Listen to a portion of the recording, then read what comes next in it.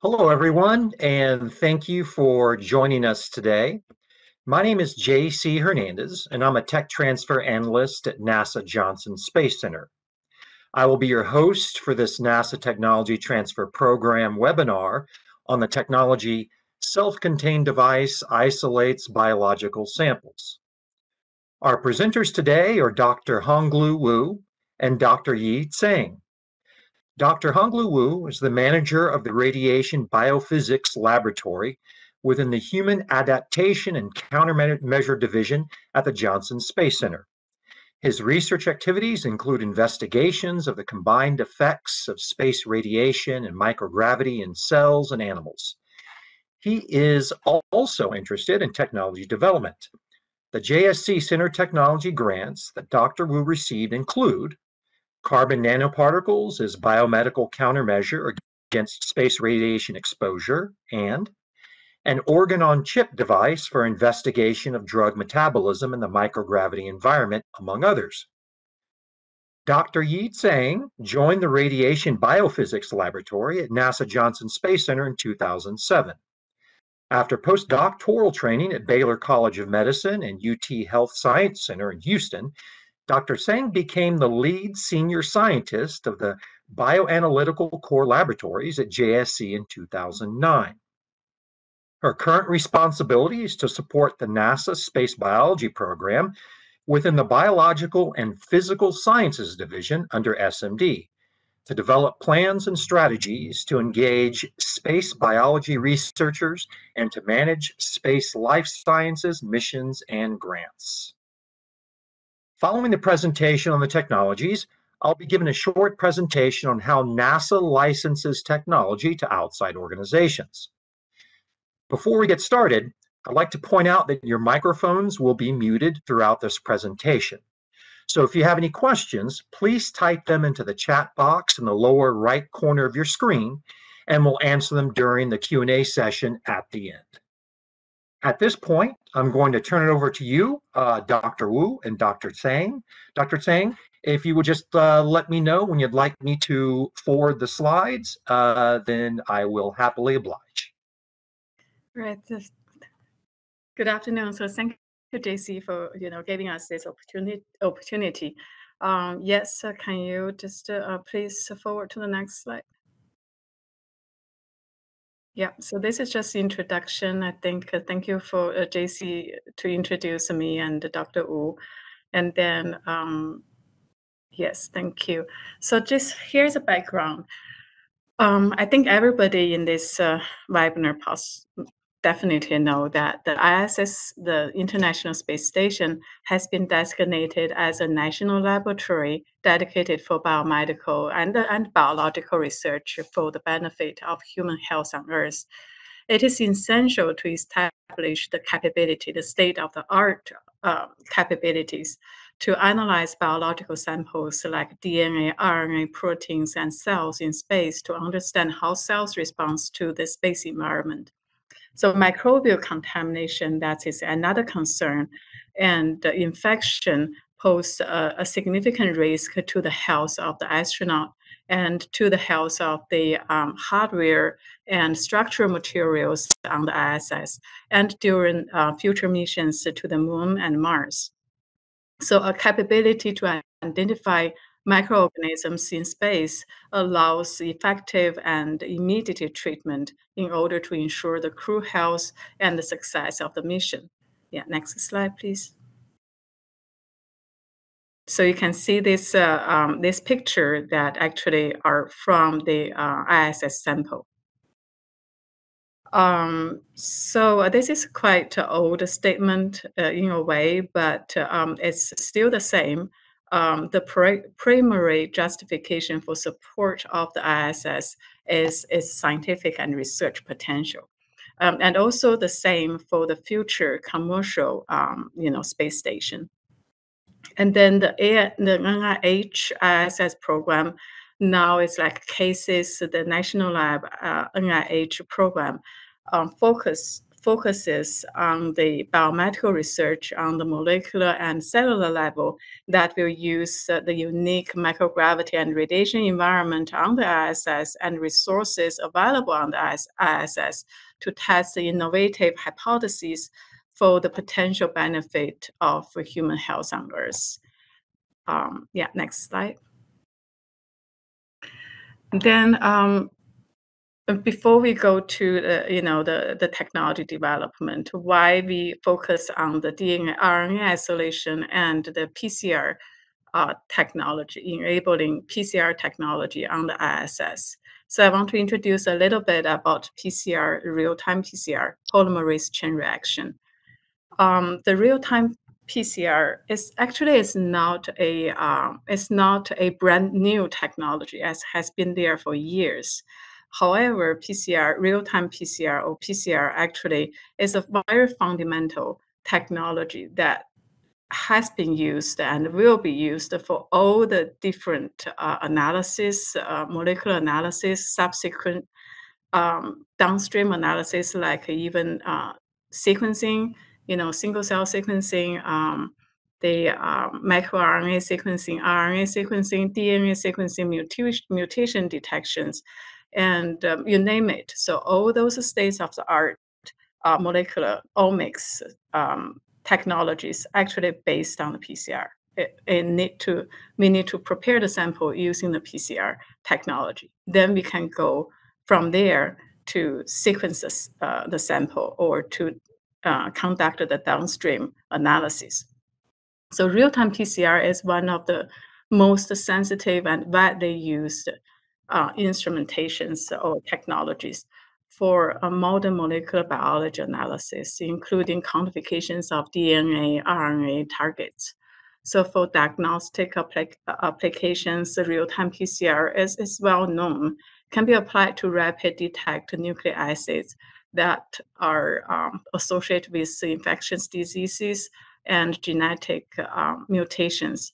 Well known right now, we have COVID. So actually the PCR method to detect a COVID infection was actually the first line development, I think in 2020. So it was a PCR technology was significant, has significantly improved the diagnosis of infectious disease and is deployed as a tool to detect newly emerged diseases. So in research settings, real-time PCR is widely used to provide quantitative measurements of gene transcripts in response of tissues and cells to changes in environmental conditions, such as those conditions on the ISS, altered gravity and radiation environment. So the right side, you can see that, just a little bit about the PCR technology. So we have, for example, we have a DNA double strand. We have a DNA molecule that has a double strand.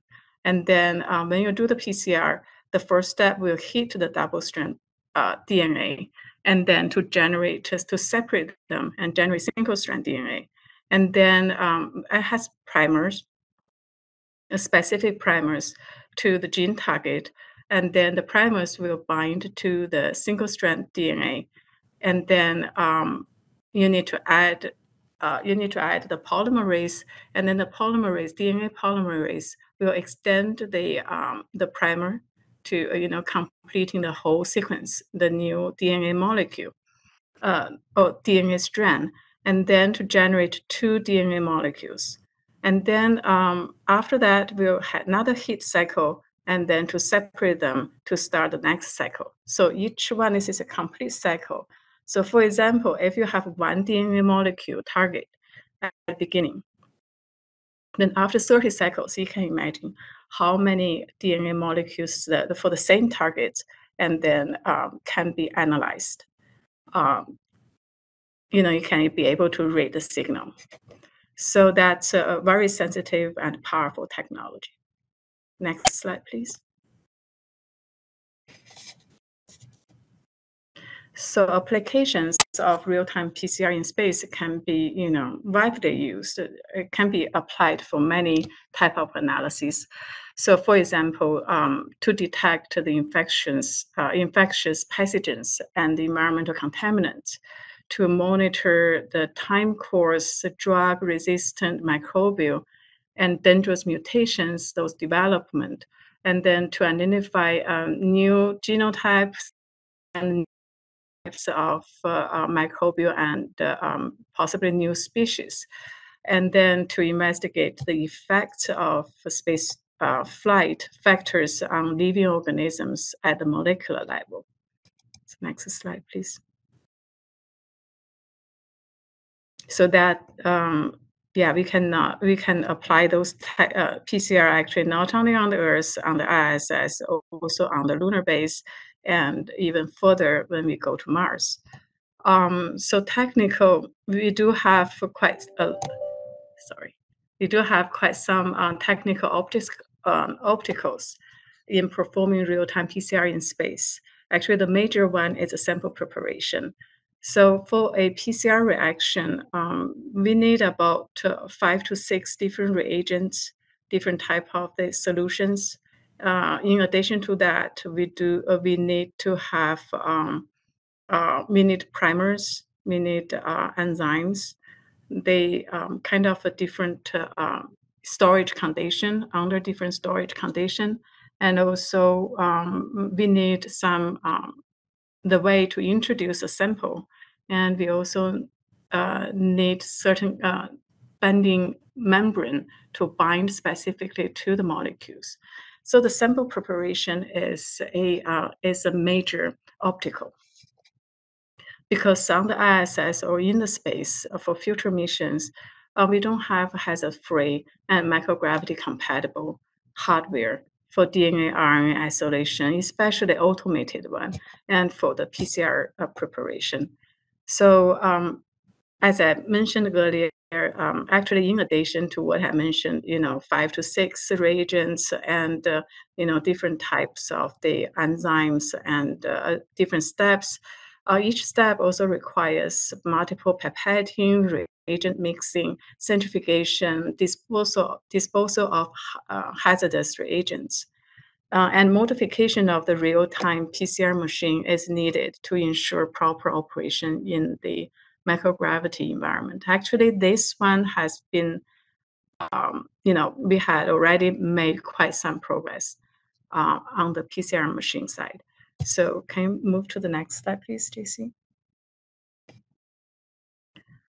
So the goal for this project, actually the whole project was actually dated back to about 2011 to 2013. So the goal at that time was to develop a DNA RNA isolation and a PCR preparation kit to be self-enclosed and pipette-free for use in space and on Earth. And sample isolation and preparation will be accomplished, or kind of like the concept is to use a set of connected syringes preloaded with appropriate solutions and binding membranes that capture the desired molecules such as DNA, RNA, or even proteins. Next slide, please. So here is show our prototype. Left side is a drawing that's or figure 1 actually in the pattern. And then when we think about how to put everything together, 5 to 6 reagents, different solutions, and binding membranes, the method to introduce the samples, and how we can connect, because how we can moving those solutions around, and then in an enclosed device, and then to deliver the final product. So when we look at all the possibilities, all the options, actually we found that if we put 2 multi-way valves, actually this is a 4-way valves that you can move all different directions. So if you couple those two, and in between you have a compartment, and then you coupled with the two four-way valves, so that gave you maximum or at least a significant increase of flexibility. How you can moving around the liquid, the reagents for different directions, how you can be able to isolate the sample or concentrate the sample at a certain membrane, a certain compartment, how you can put the waste into some waste container. So that gave you a really good flexibility, how you can moving those reagents around. So the right side is the our prototype. Actually put all the parts together and then to make it real. And then next slide, please. It looks very simple. And then so we did some validation test. And then right side, the middle panel, you can see that it was a comparison of efficiencies of DNA isolation using the prototype. And then they actually compared to the traditional way, like using centrifuge, pipetting, and all these traditional ways. And they actually, they generate a similar amount of DNA when we use the same cell number using two different methods. And then the upper panel, actually, we used the plasmid DNA to look at whether we can recover. We add plasmid DNA and then see whether using this device we can recover the DNA. So actually, we got quite comparable, quite even better results than the traditional method. And then if you look at the lower panel, and that we call elution, that means we bind the DNA to the membrane. And then normally, when we elute DNA to the solution, we have to centrifuge. We have to add the solution to the membrane and with a tube and centrifuge, and then to elute the DNA. But using this device, actually, we really do not need to elute, and we got the result comparable to the traditional ways. Next slide, please. So the phase 2 for this development is really, the effort to develop automated devices. We put here, we developed a kind of semi-automated devices. We have not done the validation test for the DNA isolation, but we validated how the fluid and the connection and the movement and everything that is as what we designed, expected this unit to be able to.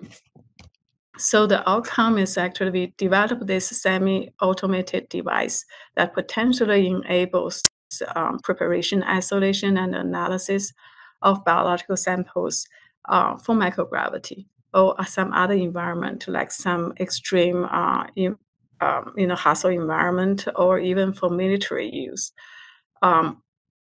So this summary is this self-contained device for isolation DNA, RNA, protein, and cells is a component system that includes syringes, pistons, membranes of different capacities, reagents, multiple valves, and small pumps. By combining the valves, the multiple valves, you'll be able to moving things around.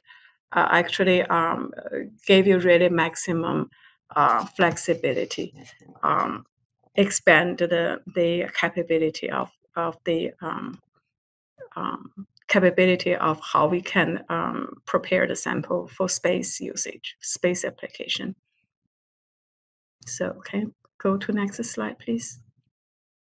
Yeah, we still keep to, our intention is to still use the conventional, the reagents. So we don't want to change the reagents because those are gold standard, like, has been tested, validated, widely accepted, proven to be a high quality, we still want to use those methods. We just want to have the self-enclosed device, more automated device. We can put those reagents together and then deliver the good quality samples for the for PCR and for downstream, more complicated omics or other type of applications analysis. So this is some possible future development. So the A actually represents the current functional unit of a sample preparation system rearranged from the semi-automated platform. The syringes are connected to four-way valves. And then B is the multi-stacked sample preparation system with syringe plungers and the valves controlled by motors. And then the C is the system would be controlled by the software developed to process different samples. Basically, can be programmed for different type of sample preparations. And then D is the a kind of a commercial product. That's a future commercial product. That's our vision to be used in space, but also can be used in other areas, environments or applications. Can I go to the next slide, please? Thank you.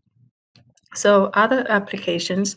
So this, even though we mentioned a lot about the DNA, RNA isolation, the PCR, actually this can also be used, have to modify it, but can be used for other molecular analysis, such as using sequencing technology or instrumentations like a microplate reader. Because no matter what kind of technology, what kind of instrument, what kind of the analysis, they all need sample preparation. So that's a step we cannot skip. And then also that's a step it's not easy, really not easy to be achieved in space. Can I go to next slide, please? Thank you.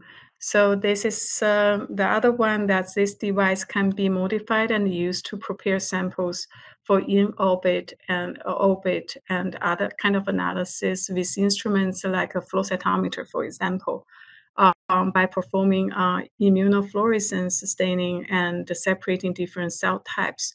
So this is our latest semi automated system. And then you can see that at the front there are two valves, micro valves, multi-way valves. And then in between, actually, it's a compartment that we can use that for the like a binding membrane. But if we put like a cells chamber there, actually can easily fix the samples, keep the culture going, fix the samples, stand with the samples, and then prepare the sample for the, for example, flow cytometer analysis. So I would say this whole concept is kind of a flexible. The concept can be used for many different applications. So go next slide, please. And then this, as I mentioned earlier, and this device can be modified to perform experimental procedures on Earth and in orbit, such as doing cell culture, medium change treatment, fixation of cells in order to reduce the crew time and improve the quality of the experiment, consistency. So this is one of our previous ISS experiments. And the hardware actually still, this hardware still is used now by the researchers. And if you look at that, in the middle, that is a tissue culture chamber. and then that use a two-way valve, and that only can have a waste bag, a PBS bag, and then maximum two reagents. I remember one we used for induce a treatment, and then inject a treatment solution, and the other one was used for the fixation. That's a maximum for this. However, if you use a modifier or device to make this, can maximum what we can do over there, especially for more complicated biomedical research and many other applications, more advanced tech, more advanced research. We need really enhance. We really need to enhance our capability right now on the ISS to be able to accommodate those type of research. Yeah, next slide, please. So here's the technical highlights, just mainly for the DNA RNA isolation part. So this so far our technology or development, we can using our development, we can isolate DNA RNA without using pipettes or centrifuges. And then this device is self-contained and includes reagents from the membranes with different type of capacities and the multi-way valves and pumps. And due to self-enclosure, devices leak-proof, so users are protected from hazardous reagents. And also I want to mention, because of that's a very small volume, like hundreds microliter, if used for RNA, DNA isolation or protein work. So the waste actually also microliter level. It's very minimum, the waste volume. And then this system, this device also is developed to potentially enable full automation and the software programming, extending laboratory isolation protocols to applications especially for space usage. And then the development itself actually the concept actually is a device is microgravity compatible, but we have not tested yet. I think at least a parabolic flight test could really tell us a lot more, validate whether it is microgravity compatible. And then the potential, also this technology is potentially used for field biology or other remote clinical operations, military setting, military usage. And then